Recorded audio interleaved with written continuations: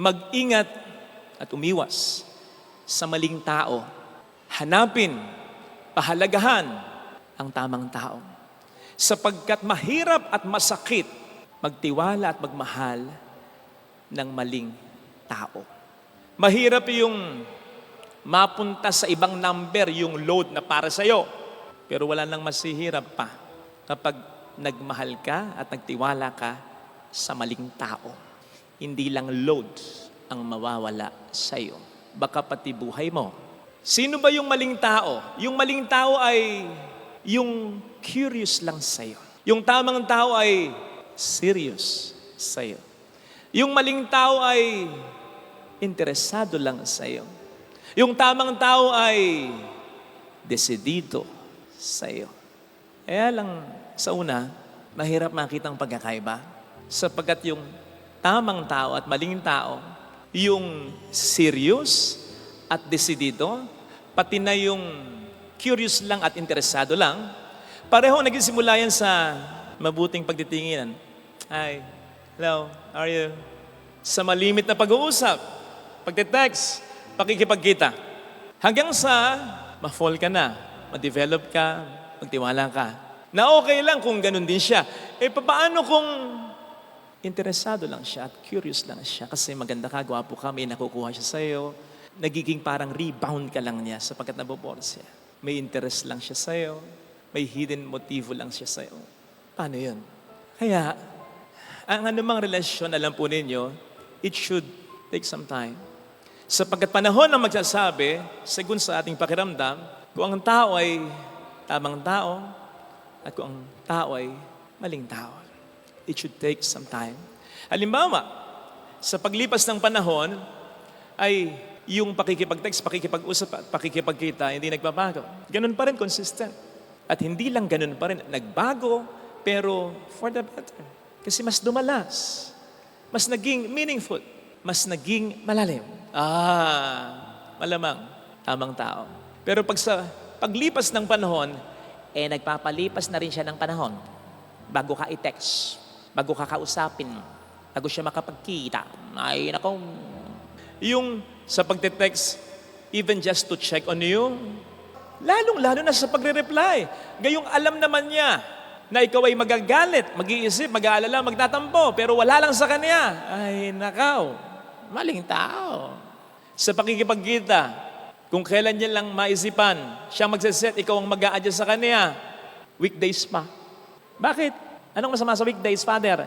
Kasi naman kayo, who work from Monday to Friday, ano mahalaga sa inyo? Friday nights. Gimmick na yan. O kaya pahinga na yan, relax na yan. Saturday, Sunday, rest days nyo yan So mahalaga po para sa inyo yan.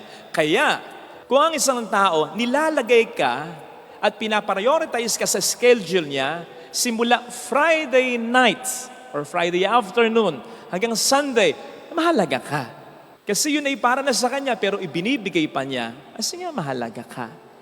Kaya lang, kung sa pakikipagkita niya ay alanganing oras pa, mabilisan pa. Hindi nga breakfast hindi nga lunch, brunch pa. Pinagsama pa. Ay, malamang sa maling tao. Hindi siya serious at desidido. Curious lang siya at interesado. Maganda yung curious at interesado kung consistent.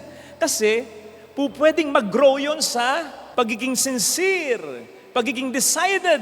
Kasi nga, pareho lang nagsisimula yan hindi Curious na nga lang, interesado na nga lang, paminsan-minsan pa. Paminsan-minsan pa, kung kailan lang pabor sa kanya. Pansinin mo yan, yung pagiging curious at interesado niya. Kapag gusto niya yung pupuntahan ninyo, mas tumitingkad ang curiosity at interest niya. Kung gusto niya yung restaurant kung saan kayo kakain, alam niyang masarap, ikaw pa maglilibra. Curious siya, interesado siya. Well, I should say this. Kasi marami nagko-confide sa akin ng ganito. At nasa-sense ko, kapag alam niyang may mangyayari sa inyo, na alam mo na, makikita mo yung height ng curiosity at interest niya. Pero kapag hindi ganon, kapag walang mangyayari sa inyo, kapag ang pupuntahan ninyo ay pabor lang sa'yo, mag-shopping ka lang And tagal mo kaya mag-shopping? Pupunta ka lang sa reunion ng inyong pamilya. Magsisimba ka lang. Ang bigat-bigat na ng kanyang mga paa at ang loob niya, kaya konting hassle, naiinis na siya. Ay, kapatid, ingat ka. Kasi ang tao, lalong-lalo na ang lalaki, gagawin niya pag gusto niya. Gusto namin mamahinga, mamamahinga kami, wala kaming pakialam sa inyo. Gusto namin kumain, kakain kami. Gusto namin magpunta sa isang lugar, mag-effort talaga kami. Lalong-lalo na, sabi ng psychology, ang lalaki. Ngayon, kapag nagmamahal ang lalaki, yung totoong pagmamahal ng lalaki, ay kahit ayaw niya, gugustuhin niya. Kasi nagmamahal siya. Ilan na yung kilala kong lalaki na dati sa una nilang naging partner o babae, ay may mga bagay silang hindi ginagawa dati na ginagawa na nila ngayon. All of a sudden, nagsisimba na sila kasama nung girl nila. All of a sudden, nagiging sweet na sila. All of a sudden, wala na yung bisyo nila. Yung pagmamahal dun sa babae ang nakapagbabago. So, kapag gusto ng tao, talagang gagawin niya. At kaya kapag ginagawa niya, ginugusto niya for you, mahal ka niyang talaga.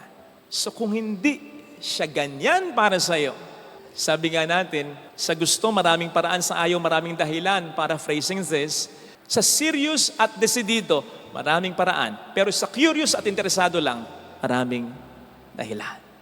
Brothers and sisters, I bet the last thing we want to happen in our lives is to become deeply attached with someone na wala tayong makitang linaw kung siya ba talaga ang tamang tao sa ating buhay.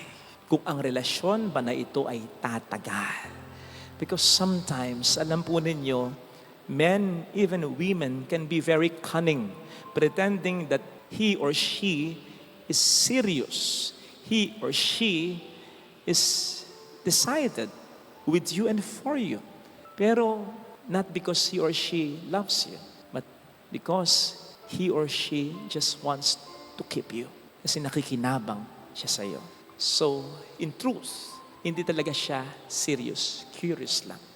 Hindi talaga siya decided, interested lang. Beware of these people. Nasabi ko ito kasi yun ang nakita ko kay Kristo. Ang sabi sa Ebanghelyo, si Herodes, gusto niyang makita si Kristo. But not because he was serious. Because he was just curious. Gusto niyang makita si Kristo, but not because desidido siya. It was because interesado lang siya. Kaya si Herodes, para kay Kristo, para sa kanya, ay hindi tamang tao na dapat niyang i-prioritize na makita. Pansinin po ninyo, itong si Herodes na ito, anak na lang ito ng Herodes na nagtangka sa buhay ni Kristo, na naging interesado at curious din kay Kristo nung nasa sinapupunan pa lang siya ng kanyang ina. Natatandaan niyo yun? Ang sabi ni Herodes, o ni Herod, sa mga Magi, hanapin niyong mabuti ang sanggol. At pag nakita niyo, balitaan niyo ako upang ako may makasamba sa kanya. Di ba? Itong si Herodes dito, anak nung Herodes na yon. Nakita niyo na? Like father, like son. Curious at interesado lang. Kaya nakita po ninyo ang attitude ni Kristo. Jesus is for all. Jesus loves all. Pero may mga tao na dapat pakisamahan mo. Kahit si Kristo bilang Diyos na totoong nagkatawang tao, pinakita sa atin, yes, dapat mong igalang. Pero hindi lahat ng tao dapat mong samahan. Kasi alam niya, pag nakipagkita siya sa isang maling tao, lalong-lalo na sa taong ito, kay Herodes, lilimitan lang nito ang buhay niya sa mundong ito. Sasayangin lang ng taong ito ang oras niya, ang panahon niya. At pupwedeng ito ay ikasira, ikamatay pa niya. Totoo nga. O hindi nga ba, nang makita na ni Herodes si Kristo, yun na rin ang isa sa mga naging simula ng pagkapakasakit at kamatayan niya sa Kalbar. Oh! So again, beware of these people. Again, lahat ng tao dapat igalang, pero hindi lahat dapat mong pakisamahan o samahan ng lubusan. Sapagkat may mga tamang tao para sa iyo na pinapadala ang Diyos. Pero gumagamit din ang demonyo ng tao, ng mga maling tao, upang imali ang buhay mo. Beware of these people. Hindi ka lang niya sasaktan. sasayangin pa niya ang malaking bahagi ng buhay mo. Ito yung bahagi ng buhay mo na akala mo siya na, pero hindi pala. Paasa. At ito rin yung bahagi ng buhay mo matapos kang saktan o i-give up na. Bakit? Kasi malulungkot ka. Mawawalan ka na ng tiwala sa pag-ibig katulad ni Bea Alonso. Di ba? For quite some time, hindi na raw siya naniniwala sa marriage until nag-propose Dominic, dapat tamang tao na ha. Kasi sasayangin ito ang buhay ng isang tao eh. Sa tao kasi na minamahal mo at pinagkakatiwalaan mo, who by the way ay hindi lang partner ha, ang tamang tao ay kaibigan din. Ang tamang tao ay laging kasama. Kasi kapag ang tao ay tama para sa'yo, anong gagawin mo? Mag-i-invest ka na ng lahat-lahat sa kanya. Time, energy, even material things. Di ba? So kung yan ay maling tao pala, edi sayang lang. Nasayang lang. Okay lang na tayo maghirap, masaktan, sapagkat gano'n naman talaga ang buhay. May mga suffering talaga. Pero with the right person, with the right people, para masulit ang ating mga iyak, ang ating mga pagod, at ang ating mga sakripisyo. Kaya, hanapin at pahalagahan ang tamang tao. Paano mo hanapin? Maging tamang tao ka rin. Hindi ka makakakita ng tamang tao sa buhay mo kung magiging maling tao ka. Napakarami mong bisyo. O sige. Ay, nakaw. Ang darating na tao sa buhay mo, mga may bisya. Wala kang paggalang sa magulang mo, makakapag-asawa ka nang wala ring paggalang sa magulang niya. Wala kang pagpapahalaga sa pamilya, magkakaroon ka ng kaibigan na wala ring pagpapahalaga sa pamilya. Chismoso ka, chismosa rin ang makakasama mo. Maging tamang tao para madaling makita ang tamang tao. Ngayon, pag nakita mo na yung tamang tao, pahalagahan mo, alagaan mo. Diferensya sa atin, o minsan, kasama mo na yung tamang tao, kanino ka nag-spend ng more time? Sa mga maling tao, barkada. Pinagpapalit mo yung asawa mo sa barkada mo. Gaano man kabuti yan? Asawa mo mas mabuti kaysa diyan. Magulang mo mas mabuti kaysa diyan. Kapatid mo mas dapat mong priority kaysa diyan. Pahalagaan mo. Okay? Pero ito yung pangatlo. Maging seryoso tayo, pahalagahan natin, at maging desidido tayo lagi kay Kristo. Sapagkat more than anything or anyone else, more than any relationship in this world, ito ang pinakamaasahan nating relasyon na hindi magbabago. Si Kristo. Kaya nga, nakita po niyo San Lorenzo, nung sabi niya, kahit 1,000 buhay ko, ibibigay ko kay Kristo. Bakit? Sapagkat yung 1,000 buhay na yan, walang kahit isang masasayang pag yan ay na kay Kristo. O di ba?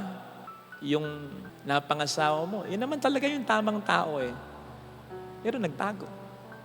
O yung anak mo, napakagalang dati niyan eh. Nung magkaasawa, nako, naging katulad ng manugang mo. O parang naging maling tao. Yung kapatid mo, dati ang bait-bait niyan eh. Bakit nung mabarkada parang, siya pa ba yung minahal ko? Siya pa ba yung nagmamahal sa akin na totoo? Siya yung tamang tao. Paano nangyayari? Ba't nagbago? Ganon ang tao. Nagbabago.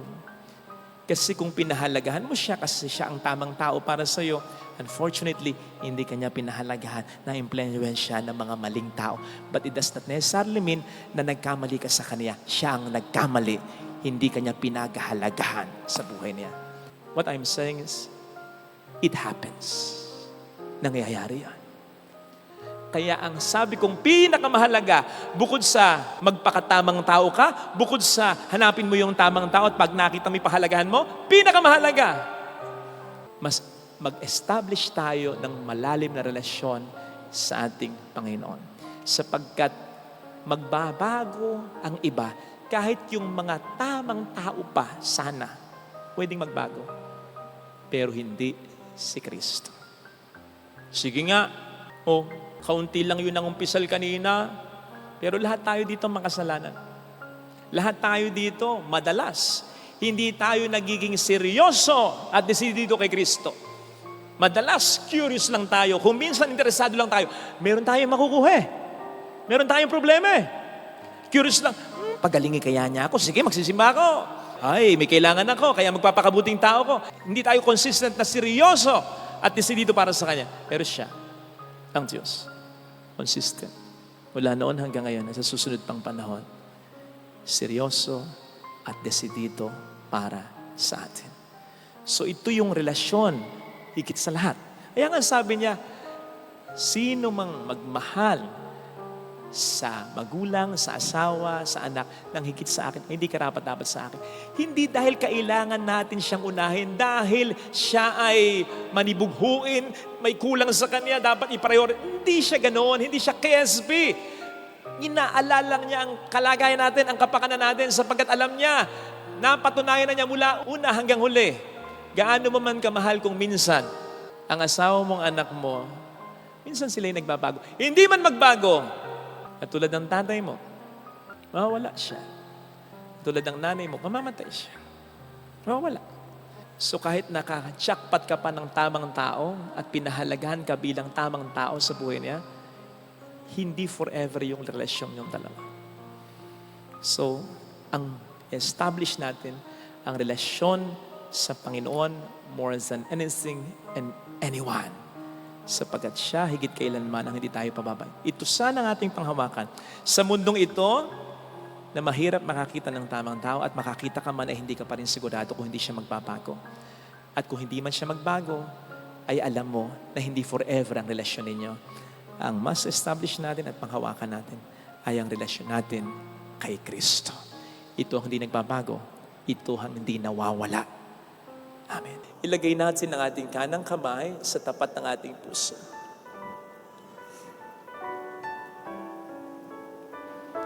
Maayos rin ang pamilya. Makikita rin nila ang iyong halaga. Kung ano yung hinihiling mo, pwedeng hindi mo makuha ngayon, pero in His time, in His way, mangyayari yan. Alam kong may magagawa. Kasi sinabi na niya, alam kong may magagawa ang Diyos. Pag sinabi niya, ilista mo na, paniwalaan mo na, i-claim mo na. Kung ako'y magtatapat, lalong-lalo na yung sinabi niyang, mahal ka niya, na hindi ka niya pababayaan sa lahat ng mga pangako ng Diyos. Huwag mong kakalimutan ito. Alam kong diringgin ng Diyos ang samo ko sapagkat mahal niya ako. Alam kong diringgin ng Diyos ang samo ko sapagkat alam niya ang pinagdaraanan ko. Kung ako'y magtatapat, sa Kaniya'y maglilingkod, alam kong diringgin ng Diyos ang samo ko. Pakipikit natin ang ating mga mata. Panginoon, pasensya na kung may mga pagkakataong nagdududa ako sa iyo. Akala ko hindi mo ako pinakikinggan eh. Kasi walang sagot sa panalangin ko. Parang hindi mo ako kinakausap. Tama si Father. Nasabi mo na eh. Dapat ulit-ulitin ko na lang yon sa isip ko sapagkat doon ko maipapakita ang pananampalataya ko sa iyo. Na sa iyong paraan, sa iyong panahon, mangyayari ang mabuting pangako mo sa buhay ko at sa pamilya ko. Pasensya na, Panginoon, ha? Pasensya na. Sana tulad ni Pedro na na-deny ka ng kahit 3, tuparin mo pa rin ang magandang plano mo, hallelujah, sa buhay ko. Hallelujah! Siya ay muling babalik sa atin. Hindi niya tayo iiwan. Hindi ka niya pababayaan. Paniwalaan mo yan. Hallelujah!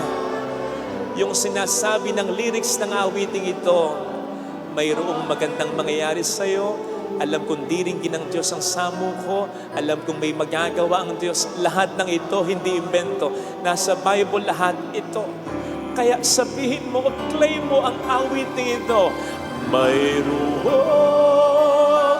magandang mangyayari sa buhay mo. Kung lalapit ka kay Jesus, huwag kang mag-give up. Kahit konti na lang ang nakakapit sa pananampalatayang yan, huwag mong ibibigay sa diablo yan. Laban! Laban lang. Sustain it. Basta huwag kang susuko. Kahit na kung minsan nangihina ka, basta lumaban ka. Kahit na hindi ka na makasuntok, basta huwag mong ibibigay sa demonyo ang laban ng buhay mo. Alam kong may magagawa ang Diyos. Alam kong may magagawa ang Diyos.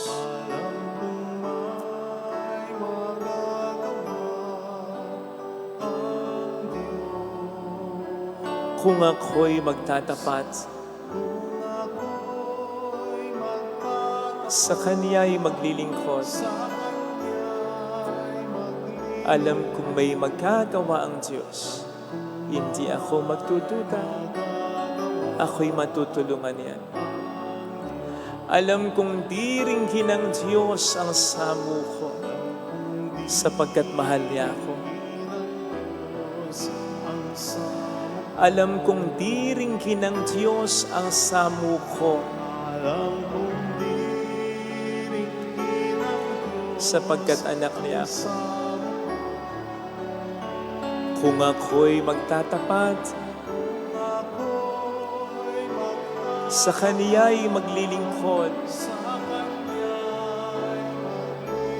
Alam kong diringgin ng Diyos ang samo ko.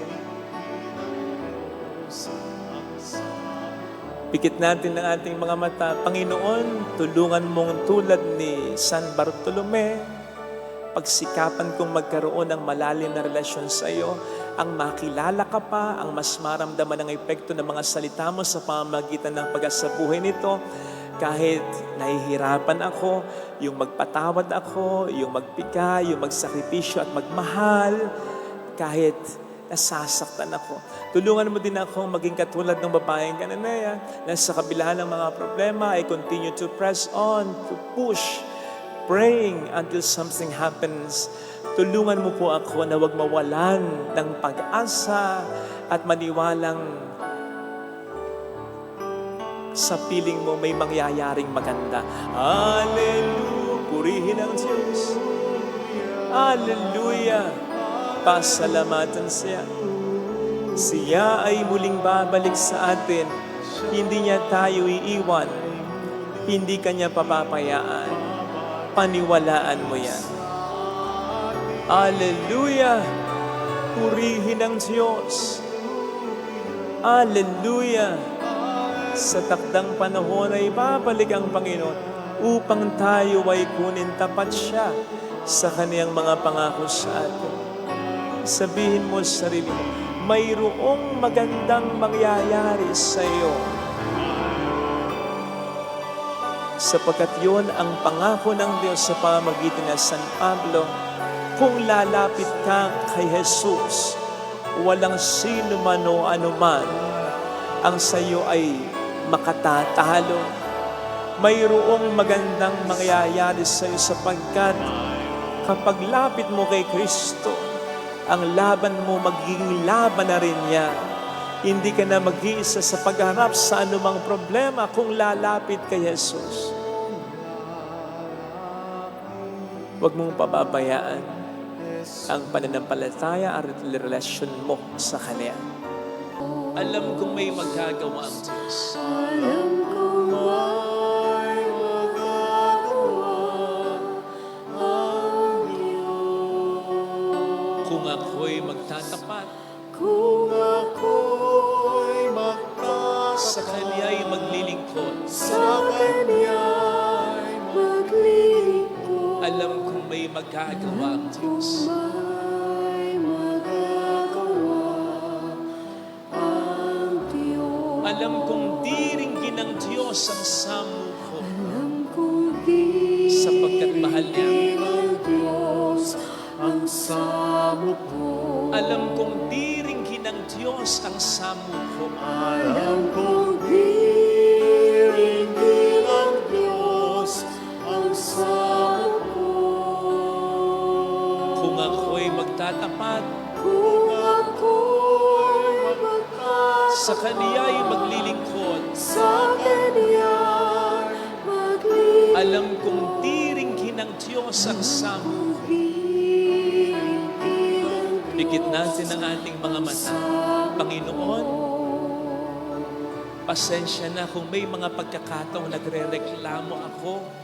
And there were even times na I told you, ayoko na. Yung bakit buhay pa ako. Kung bakit nasa pamilya ko pa ako. Kung bakit may nakikita pa akong tsansa. Kasi may pag-asa pa. Tulungan mo kong yakapin ito. Tulungan mo kong harapin ang mission ko. Kasi kung wala naman ding ibang gagawa para sa pamilya, ako ang gagawa. Pero tulungan mo ako, Panginoon. From now on, hindi na ako magre-reklamo. Gagawin ko na ang dapat kong gawin. Pero Lord, tulungan mo ko kasi hindi ko kayang mag-isa ito. Nasa extra na ako. Hallelujah! Hallelujah. Purihin ang Diyos. Hallelujah! Hallelujah. Pasalamatan siya. Siya ay muling mamalik sa atin. Hindi ka niya iiwan. Ay muli Hindi ka niya pababayaan. babalik Paniwalaan sa niya. atin. Hallelujah! Purihin ang Diyos. Hallelujah! Babalik ang Panginoon upang tayo ay tapat siya sa kaniyang mga pangako sa atin. Sabihin mo sa sarili mo, mayroong magandang mangyayari sa iyo. Higit pa sa inaasahan mo, sapagkat mahal ka ng Diyos, makatandaan. Kung lalapit ka kay Jesus, maaaring matagal, maaaring mahirap, pero magiging maayos din ang lahat. Mayroong magandang mangyayari sa iyo.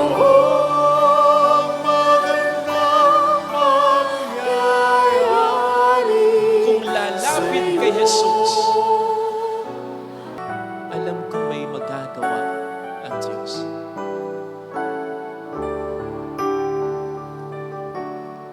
Alam kong may magagawa ang Diyos.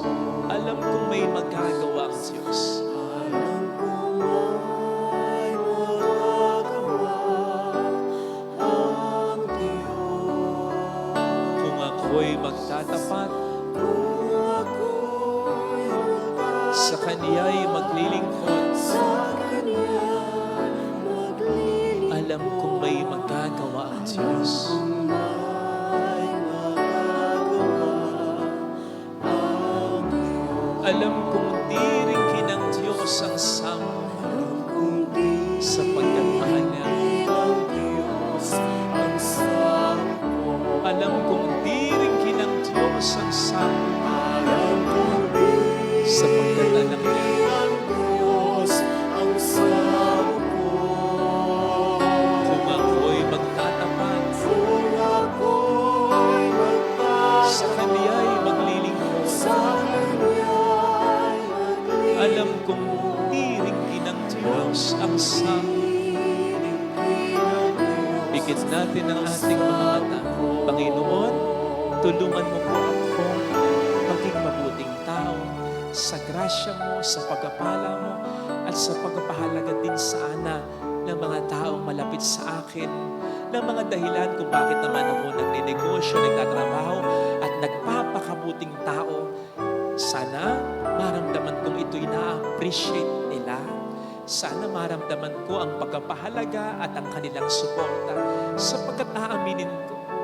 There are times na papagod din ako, nahihirapan din ako, at naghahanap din naman ako. Salamat, Panginoon, digin mo ang panalangin ko. Hallelujah! Purihin ang Diyos na hindi nagugulat. Hallelujah! Pasalamatan siya. Siya ay muling mamalik sa atin. Hindi niya tayo iiwan. Hindi niya tayo pababalik. paniwalaan. Hallelujah! Purihin ang Diyos. Hallelujah! Babalik ang Panginoon upang tayo ay kunin. Tapat siya sa kanyang mga pangako sa atin. Lagi natin namabasa. Shout out sa may kuyang mayaman. Shout out sa may ating maganda. Shout out sa may asawang gwapo. Come on! Shout out sa asawang mabuti. Shout out sa anak na mabuti. Sa kapatid na mabuti. Yan ang ating ipagmalaki. Yan ang blessing sa ating family. Mayroong magandang mangyayari sa iyo. Kung yung masamang tao minamahal ng Diyos, ikaw ba bang nagpapakabuti? Ikaw ba ba ang pabayaan niya? Kung lalapit kay Jesus, ang nagpapakabuti ay kakampi ng Diyos. Alam kong may magagawa ang Diyos. Alam kong may magagawa ang Diyos. Alam kong may magagawa Walang posible sa kung ako'y magtatapat, kung ako'y magtatapat sa Kaniya'y maglilingkod. sa Kanya'y maglilingkod. Alam kong may magagawa ang Diyos. Alam kong may magagawa ang Diyos. Alam kong diringhin ng Diyos ang sabi Alam kong di sapagkat mahal niya. ng Diyos ang samo ko. Alam kong diringhin ng Diyos ang sabi Alam kong diringhin ng Diyos sapagkat alam niya ang pinagdaraanan. samo ko. Kung ako'y magtatapat, Kung ako'y magtatapat sa Kaniya'y maglilingkod. sa Kanya'y maglilingkod. Alam kong diringhin ng Diyos ang sabi. Pikit natin ang ating mga Panginoon, alam kong nandiyan ka na tinutulungan ako sa mga laban sa buhay ko. Salamat, Panginoon, hindi ako nandito ngayon. Hindi ako buhay ngayon. Hindi ako lumalaban hanggang ngayon kung hindi mo ko tinutulungan. Salamat sa guidance, sa pagpapala mo. Tulungan mo lang po ako patuloy. At sana kahit paminsan-minsan makaramdam din naman ako ng suporta mula sa mga tao sa akin ay mahalaga, lalo na sa aking pamilya, sapagkat sila naman din ang dahilan kung bakit ako bumabangon at patuloy na lumalaban tuwing umaga. Hallelujah! Purihin ang Diyos. Hallelujah! Pasalamatan siya ay muling babalik sa atin. Hindi niya tayo iiwan. Hindi niya tayo pababayaan. Paniwalaan natin. Hallelujah. Purihin ang Diyos. Hallelujah. Sa takdang panahon ay babalik ang Panginoon upang tayo ay kunin tapat siya sa kaniyang mga pangako sa atin. Sabihin mo sa sarili, mayroong magandang mangyayari sa higit pa sa inaasahan, sapagkat mahal ka ng Diyos ng Panginoon. Kung lalapit ka kay Jesus, maaaring matagal, maaaring mahal, pero magiging maayos na lang. Mayroong magandang mangyayari sa hindi sasayangin ng Panginoon lahat ng paghihirap kung lalapit kay Jesus.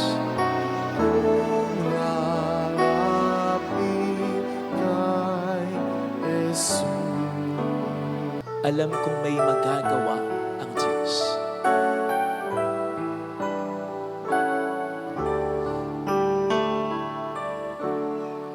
Alam kong may magagawa ang Diyos. Makapangyarihan siya. Alam kong may magagawa walang imposible sa ang Diyos. ako'y magtatapat, kung ako'y magtatapat, sa Kaniya'y maglilingkod, sa Kanya'y maglilingkod, alam kong may magagawa, Diyos. may magagawa ang Diyos. Alam kong diringgin ng Diyos ang samo ko, sapagkat mahal niya. Ang Diyos ang sabi ko.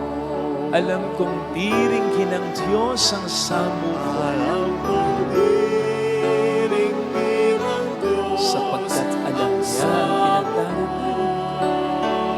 Kung ako'y magtatapat, kung ako'y magtatapat, sa Kaniya'y maglilingkod, sa Kanya'y maglilingkod. alam kong diringgin ng Diyos ang samo ko. Diringgin ang Diyos ang sabi. Ipikit natin ang ating mga mata. Panginoon, salamat at lagi kang nandyan upang ako ay tulungan. Napakalaking bagay lalo pat hindi ko ito minsan maramdaman sa mga tao na aking inaasahan. Kaya ang nangyayari, pakiramdam ko, ako na lang ang lahat na nagdadala ng problema sa pamilya ko. Parang ako na lang yung nangangarap. Pero hindi ko i-give up ang pangarap na ito sapagat alam ko, ikaw ang nag-insert nito sa isip at sa puso ko. Gusto mo itaguyod ko ang pamilya ko. Gusto mo iayos ko ang pamilya ko. Gusto mo, bago ko mawala sa mundong ito, masigurado ko na aayos ang pamilya ko. Hallelujah! Kaya, pagtsatsagaan ko ito. Hallelujah! Pagtatrabahuhan ko ito, siya ay muling babalik sa atin. Dahil alam ko, ikaw ang mas magtatrabaho. Ikaw ang mas magsasakripisyo. Makikipagtulungan lang ako. One at a time. Hallelujah! Kung ano lang muna ngayon ang kaya ko. Hallelujah! Hindi mo na ako lulunag sa bukas. Babalik ang Panginoon upang tayo ay kunin. Hindi ko pa nakikita yung bukas. Ikaw kitang-kita mo. Kaya ang buhay ko ay sinusurrender ko sa mayroong magandang mangyayari sa'yo. Higit pa sa inaasahan mo. Basta hayaan mong kumilos ang Diyos sa buhay mo. Yes! Kahit may kapalpakan ngayon, kahit may problema ngayon, kahit may kabiguan ngayon, tandaan mo, mahal ka niya at makapangyarihan siya. Kahit kabiguan pa, kahit problema pa, kahit aberya, kaya niyang gawing biyaya, maniwala ka. Pwede siyang gumawa ng tuwid na linya mula sa liku-likong pinanggalingang linya. Maniwala ka. Basta, magtiwala ka at mamamangha ka. Mamamangha ka. At kaya ka mamamangha, alam mo, kung ikaw lang hindi mo kaya, tinulungan ka niya. Alam kong may magagawa ang Diyos. Alam kong may magagawa Makapangyarihan siya. ang Diyos. Kung ako'y magtatapat, Kung ako'y magtatapat, sa Kaniya'y maglilingkod, sa Kanya'y maglilingkod, alam kong may magagawa ang Diyos. kung may Hindi ako magdududa. magagawa ang Diyos. Alam ko, diringgin ng Diyos ang samo ko, Diringgin ang Diyos sapagkat mahal niya ang ako. samo ko. Alam kong diringgin ng Diyos ang samo Alam kong diringgin ang Diyos sapagkat ang samo alam niya na rin ang pinagdaraanan ko. Kung ako'y magtatapat, Kung ako'y magtatapat, sa Kaniya'y maglilingkod, sa Kanya'y maglilingkod, alam kong diringgin ng Diyos ang samo ko. diringgin ang Diyos. Pikit natin ang ating mga mata. Panginoon, patawad kung minsan iniisip ko wala ka sa aking pakialam, sa aking mga pinagdaraanan, sa aking mga pangangailangan. Nadadamay ka pa sa aking mga karanasan, sa aking mga karanasan na sa aking buhay, maging sa aking pamilya, parang wala silang pakialam. Tuloy, pati ikaw, naiisip ko ganun ka rin.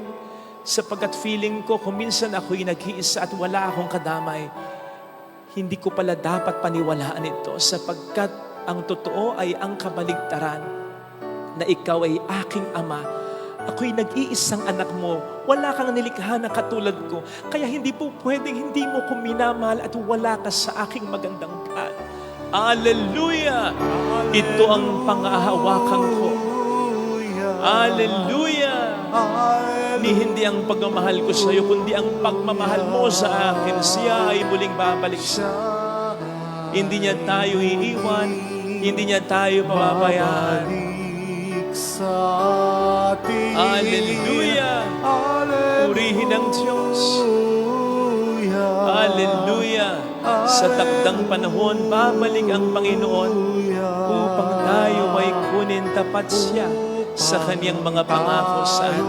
Sabihin mo sa sarili mo, mayroong magandang mangyayari sa iyo.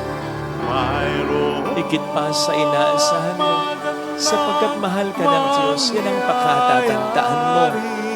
Kung lalapit ka kay Jesus, huwag mong sisihin ang Panginoon sa mga pangit na nangyayari sa buhay mo.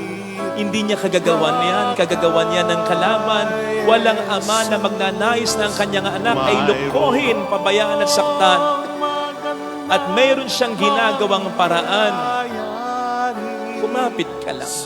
Magtiwala ka lang. Kung lalapit kay Jesus, hindi ka niya papabayaan.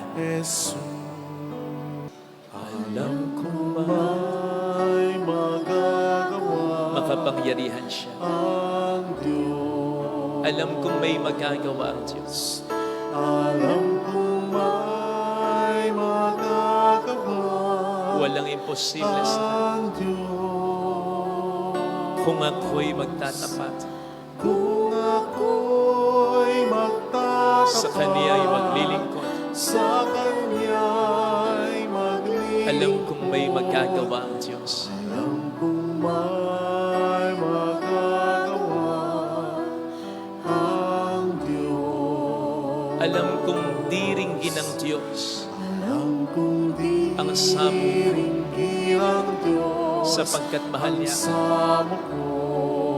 Alam kong diringgin ng Diyos ang samong Alam kong di ringgin ang Diyos sapagkat anak niya. ang samo ko. Kung ako'y magtatapat Kung ako'y magtatapat sa Kaniya'y maglilingkod, sa Kanya'y maglilingkod. alam kong diringgin ng Diyos ang samong ko. Kung di ringgin ang Diyos Pikit natin ang ating mga mata. samo ko. Panginoon, tulungan mo akong piliin ka araw-araw. Pasensya na sa mga pagkakataong na ipagpapalit kita at hindi ko na ipaparamdam sa iyo ang iyong halaga. Nagkakasala ako, nagkakamali ako, nagkukulang ako. Patawad, Panginoon. Ikaw naman itong talagang nandiyan para sa akin. I love you, Lord. Tulungan mo rin po ako, Panginoon, na maging okay lang. Kahit na ang aking mga pagmamahal at sasakripisyo, lalo na para sa pamilya ko, ay hindi napapahalaga, hindi nagagantihan. Pero sana rin, Panginoon, mahipo mo ang puso at isipan ng mga mahal ko na pahalaga naman nila yung pagmamahal na ginagawa ko. Hallelujah! Purihin ang Diyos. Hallelujah! Pasalamatan siya. Siya ay muling babalik sa atin. Hindi kanya iiwan. Hindi kanya pababayaan. Paniwalaan mo yan. Hallelujah! Purihin ang Diyos. Hallelujah!